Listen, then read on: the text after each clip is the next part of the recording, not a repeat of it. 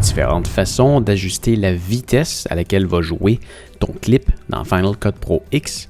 La première va être de sélectionner ton clip et d'appuyer sur Commande R, ce qui va nous faire apparaître justement cette petite fenêtre-là sur le dessus du clip. Si tu veux la faire redisparaître par la suite, tu peux simplement réappuyer sur Commande R. Et à partir de là, tu as différentes façons de choisir la vitesse à laquelle tu veux le faire jouer. Donc, tu peux cliquer sur la petite flèche juste ici. Et si tu veux, dans le fond, ralentir ton clip, tu peux ici sélectionner la vitesse à 50, 25 ou 10%. Donc, si par exemple, on y va à 50%, tu vois que la vidéo maintenant est 2 fois plus longue. Je vais annuler ça. On peut aussi aller plus rapidement, donc x2, x4, x8, x20. Ça aussi, c'est pour un retour à la normale. Donc, si je fais x2, eh bien, je peux maintenant faire un retour à la normale pour le remettre à 100. Ou je peux ici venir dans Custom et choisir la vitesse à laquelle je le veux. Donc, si je le fais jouer à 95%, ça va être un peu plus long. Et si tu remarques, ça devient orange quand la vidéo est au ralenti. Et si on y va à 250%, bien là, ça va devenir bleu quand la vidéo va jouer plus rapidement.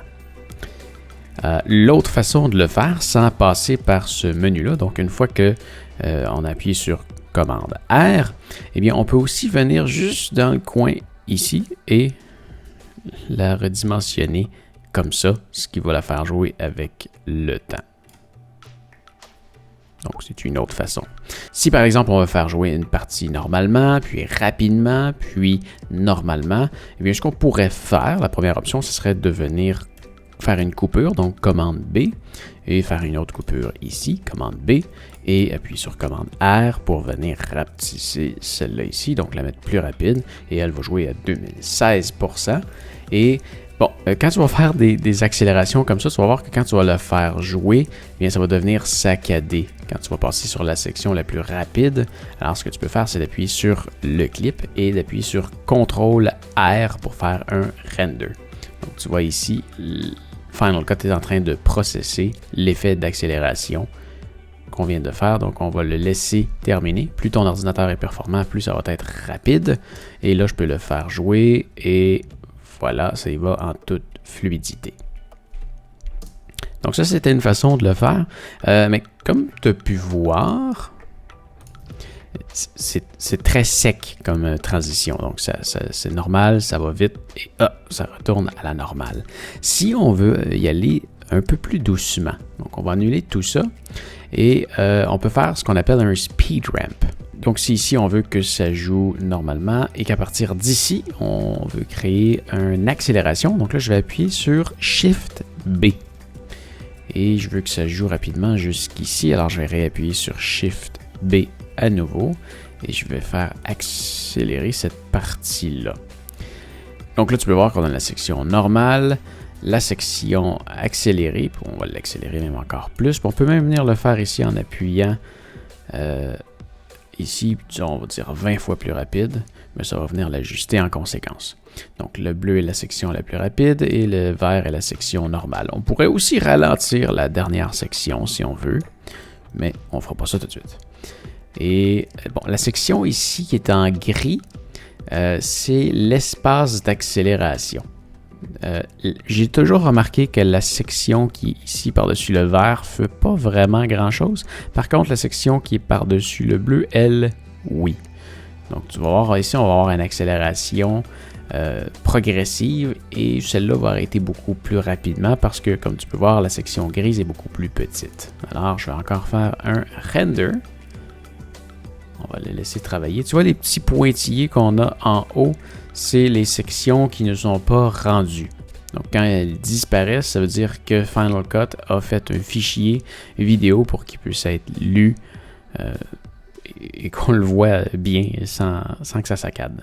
Donc, je vais juste laisser travailler comme ça, on en a assez. Donc, je peux revenir au début, je le fais jouer et voilà, on a une accélération, ça va vite et ça ralentit progressivement. Bon, la dernière chose qu'on va voir, c'est que si tu prends un clip vidéo et que tu le ralentis, disons qu'on prend celui-là et qu'on le met à 25%, ce que tu vas remarquer, c'est que quand tu le fais jouer, c'est saccadé parce qu'il y a 30 images par seconde et maintenant, ben, on les étire sur plus longtemps. Alors, les images, il faut les inventer. Alors, ce qu'on peut faire, je vais juste couper ça ici, que ce soit un peu plus court, ça va être plus rapide. C'est qu'on appuie sur le clip et on vient ici sur la petite flèche et on descend sur Video Quality. Il y a deux options. Il y a Frame Blending qui souvent crée quelque chose que j'aime pas. On va le faire pour le besoin de la cause et encore commande R pour faire un render. Le frame blending est quand même assez rapide et si on regarde ce que ça donne, ben, dans ce cas-ci, c'est quand même pas si mal, mais tu es capable de voir, tu vois, ça devient un peu, c'est que les images s'embarquent une par-dessus l'autre. Tu vois l'oiseau ici. Ouais, tu vois l'oiseau ici, ça c'est la vraie image, et l'autre image d'après, il a comme dupliqué l'oiseau, puis là, tu vois, il le fait transporter. Tuc, tuc, tuc, tuc, tuc, tuc. Tu vois, je passe d'une image à l'autre, et là, on voit bien ce que ça fait. Mais bon, ça fait quand même le travail.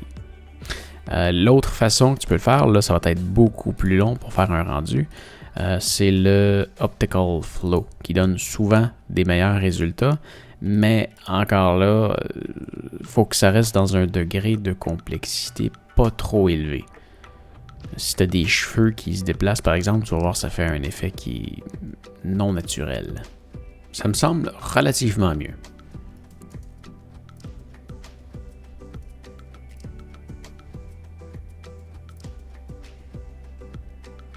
Le déplacement m'a l'air plus naturel. Si on regarde notre oiseau, il fait un peu le même principe, quand même.